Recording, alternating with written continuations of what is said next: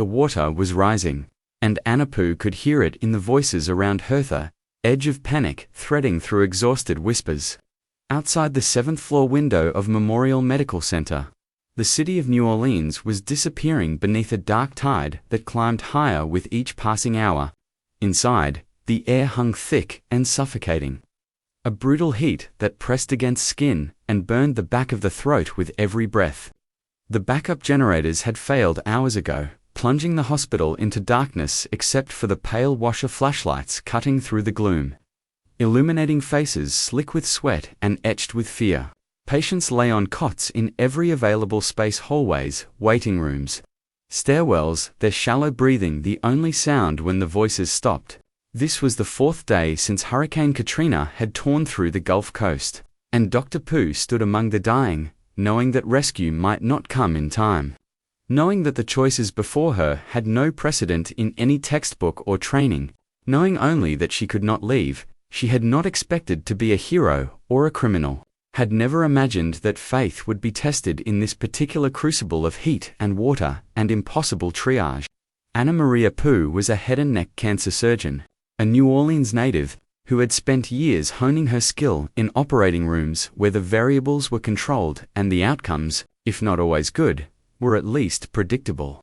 She had returned to her hometown just 1 year before Katrina, drawn back to the place where her father had practiced medicine for 4 decades in the 9th Ward, treating the poor and forgotten with a compassion she had inherited like a gene. At 51, physically small but possessed of what colleagues called a huge presence, she had built a reputation as a doctor who gave patients her cell phone number, who stayed late, who cared deeply. When the hurricane warnings came that August weekend, she never thought of leaving. There were patients scheduled for Monday, residents to supervise, work that needed doing. Even when the storm turned toward New Orleans, even when evacuation orders rang out across the city, she made her way to Memorial Medical Center on Sunday, August 28th. It seemed the responsible thing to do. That Sunday evening, the hospital was crowded, more than 200 patients in beds, plus families who had come to shelter from the storm. Staff members who lived too far to evacuate, even pets that people had brought along. The mood was almost festive in places, people settling in with supplies, confident that the worst would pass. Anna walked the halls, checking on her patients, speaking quietly with nurses, watching the sky darken through the windows. She was a practicing Catholic, raised by a deeply religious mother who had taught her to trust in providence, to believe that God walked closest in the darkest valleys. That night, as the wind began to keen and the first rain lashed against the glass, she said a quiet prayer for protection for the patients, for the staff, for the city she loved. She did not know then that this prayer would be only the first of thousands she would whisper in the days ahead. That faith would become the only anchor in a storm far more terrible than the one howling outside. She did not know that the wind and rain were only the beginning, and that the true devastation would come not from the sky but from below, from the broken levees that would turn her city into a toxic sea. All she knew was that she was where she needed to be, doing what she had sworn to do. For now, that was enough. Before we continue, leave your like, share our story, and subscribe to the channel. Thank you. Monday morning arrived, with an eerie calm. The hurricane had passed, leaving broken windows and minor flooding, but nothing catastrophic inside the hospital itself. Power had failed during the night, but the backup generators hummed steadily, providing emergency electricity to critical equipment. Food was distributed, bathrooms still functioned, and the plan was straightforward: begin evacuating patients in an orderly fashion. Starting with the most critical, Dr. Pooh joined the other physicians in organizing the effort, assigning doctors to different units, establishing priorities. She felt tired but optimistic. They had weathered the storm. They would move the patients to other facilities. Within a day or two, everything would return to normal. She remembered thinking it was manageable, that they had prepared adequately, that this would be one more hurricane story to tell. Then a nurse called her to the window. What Anna saw defied comprehension: water gushing from sewer grates on Claiborne Avenue, a dark flood surging through the streets like something biblical and unstoppable. She watched it rise, a foot per hour by some estimates, creeping toward the hospital's foundation. The levees had broken. The city was flooding. And in that moment, as she stood at the window with other staff members staring in disbelief, the mood inside Memorial Medical Center shifted from hurricane mode to survival mode by Tuesday afternoon.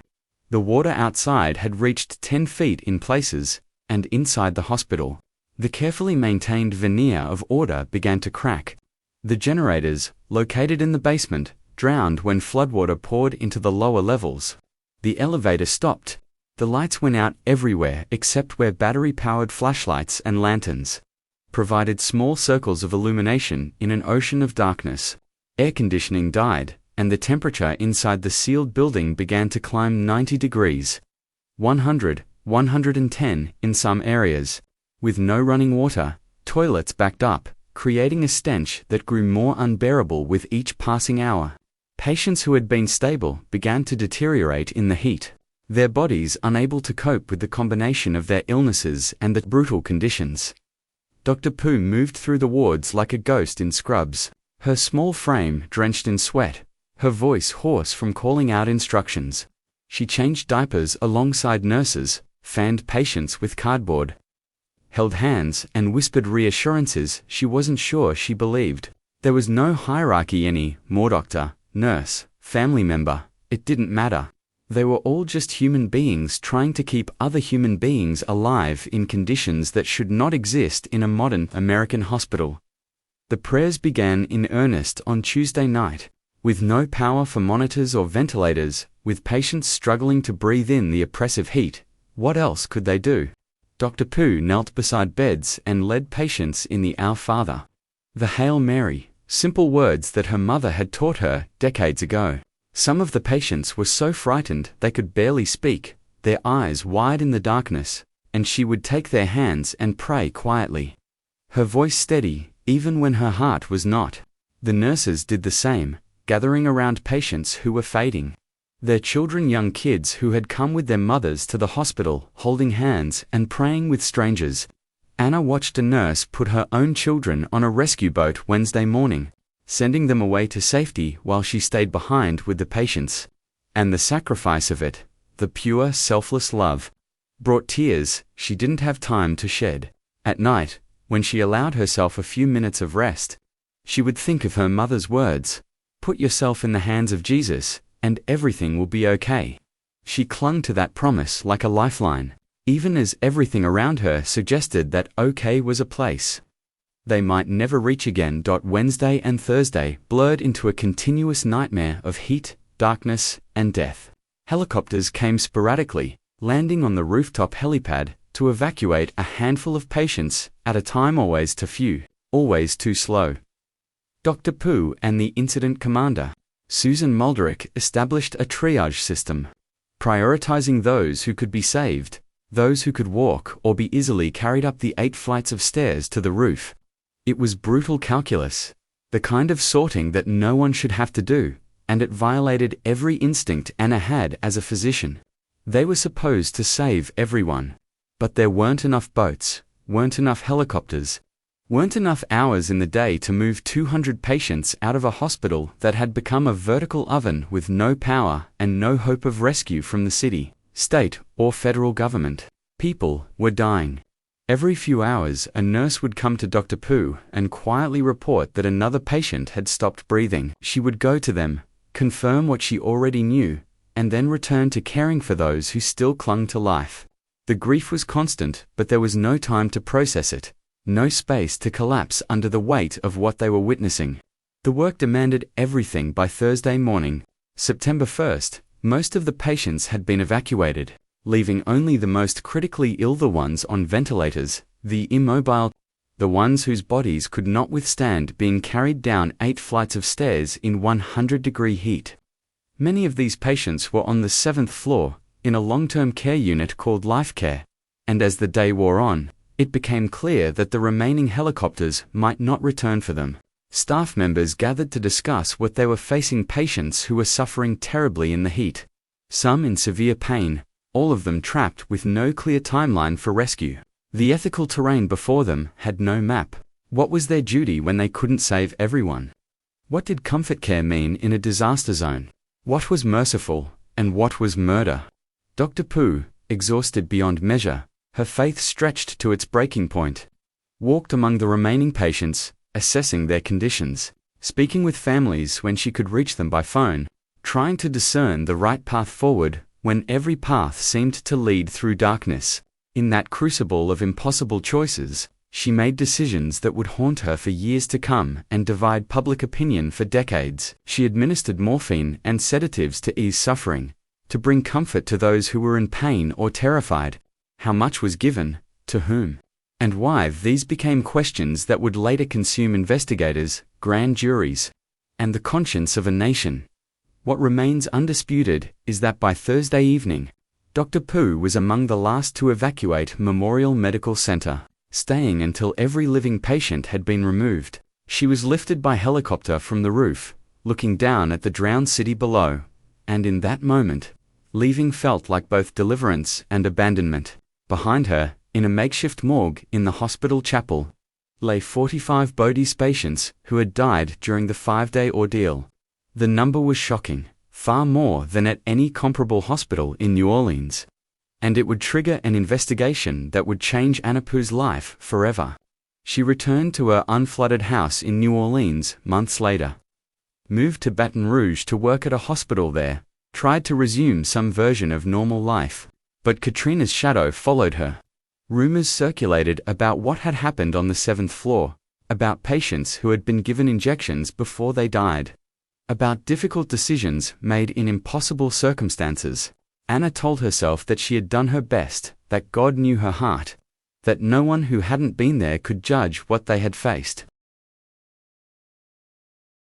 Then, in July of 2006, police officers arrived at her home after a 13-hour surgery shift. They arrested her, still wearing her scrubs, and charged her with second-degree murder in connection with 4 patient deaths. Louisiana Attorney General Charles Fody held a press conference, accusing Anna and 2 nurses of administering a lethal cocktail of drugs to kill elderly patients. The news exploded across the country. A doctor accused of euthanasia during Katrina, a mercy killing or a murder, depending on whose narrative you believed. Anna Pooh sat in jail that night, stunned, disbelieving. She had stayed when others left, had worked herself to exhaustion caring for the dying, and now she was being called a killer. The nurses who had worked beside her were arrested too, though charges against them would later be dropped in exchange for testimony. Anna faced the possibility of life in prison for choices made during America's worst natural disaster in a hospital, abandoned by every level of government. The injustice of it, the cruelty, felt like a second hurricane bearing down on her soul. But something remarkable happened in the months that followed. New Orleans rose up in her defense. Hundreds of doctors, nurses, and ordinary citizens held rallies supporting her, calling her a hero rather than a criminal. The medical community, which had largely stayed silent about the horrors of Katrina, now spoke loudly about the impossible position healthcare workers had faced in the disaster. Dr. Pooh appeared on 60 Minutes, telling Morley Safer, "I want everybody to know that I am not a murderer. I do not believe in euthanasia." She described the patients lying in unbearable heat, suffering, terrified, and how she and the staff had tried to bring them comfort. "God strike me dead," she said, her voice shaking with conviction. What we were trying to do was help the patients. The intention, she maintained, was always comfort, never killing. If administering medication to ease pain hastened death in already dying patients, that was a consequence of trying to provide mercy in a situation that offered no good options. Her lawyer argued that she was being prosecuted for doing her job under conditions that no American physician should ever face. And slowly, public opinion shifted. Anna's mother, an 84-year-old woman of deep Catholic faith, told her daughter what she had always taught her: trust in Jesus, hope in providence, believe in the power of prayer. Anna found herself praying more in those months than she ever had before. Not just reciting memorized words, but crying out from a place of genuine anguish and need. She learned something she had never fully understood during her comfortable years of success: that faith isn't proved in prosperity, but in the valley of the shadow of death. "I never fully realized the power of prayer before this," she would later say. It carried her through the investigation, through the grand jury proceedings, through the dark nights when she questioned everything about herself and her calling. In July of 2007, the grand jury declined to indict her. There would be no trial, no criminal conviction. When her lawyer called with the news, Anna fell to her knees in her living room, overwhelmed with gratitude to God and to the jurors who had understood that what happened at Memorial was tragedy, not crime. The charges were eventually expunged. Louisiana agreed to pay her legal fees, and lawmakers apologized for the accusations. But Anapu did not simply return to her old life as if nothing had changed. She could have retreated from public life, could have hidden from the pain and controversy. Instead, she used her experience to become an advocate for healthcare workers in disaster situations. She helped write and pass 3 laws in Louisiana, providing immunity from most civil lawsuits for medical professionals working in future disasters, protections that would apply in hurricanes, terrorist attacks, pandemics. The laws don't protect against gross negligence or intentional misconduct, but they recognize that standards of care must be different when society itself has collapsed. She lectured at medical conferences, spoke to military trainees, advised national organizations on disaster preparedness. Her message was consistent. Healthcare workers cannot be abandoned during disasters and then criminalized afterward for making decisions in conditions beyond human endurance. Society must prepare better, respond faster, and support those who stay to care for the vulnerable when everyone else has fled. In the years since Katrina, Dr. Anapu returned to practicing medicine as a head and neck oncology surgeon, specializing in cancer treatment. She works with patients facing their own storms diagnoses that feel like levees breaking, treatments that test faith and endurance. Her experience at Memorial gave her a deeper understanding of suffering, of the thin line between life and death, of the importance of presence and prayer when medical science reaches its limits. Colleagues describe her as more compassionate than before. If that's possible, more aware of the spiritual dimensions of healing.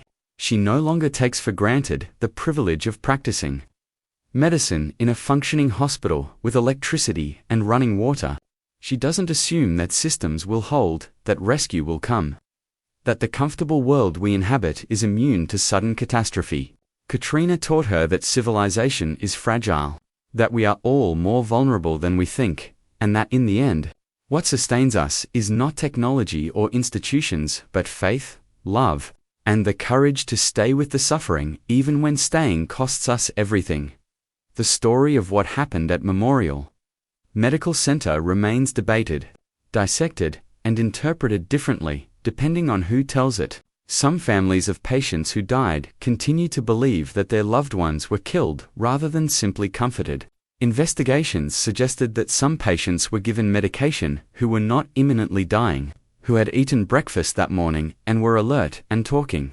One patient, Emmett Everett, had allegedly pleaded with his nurse not to be left behind. The ethical questions don't have clean answers, and perhaps they never will. What constitutes mercy when resources are exhausted and rescue is uncertain?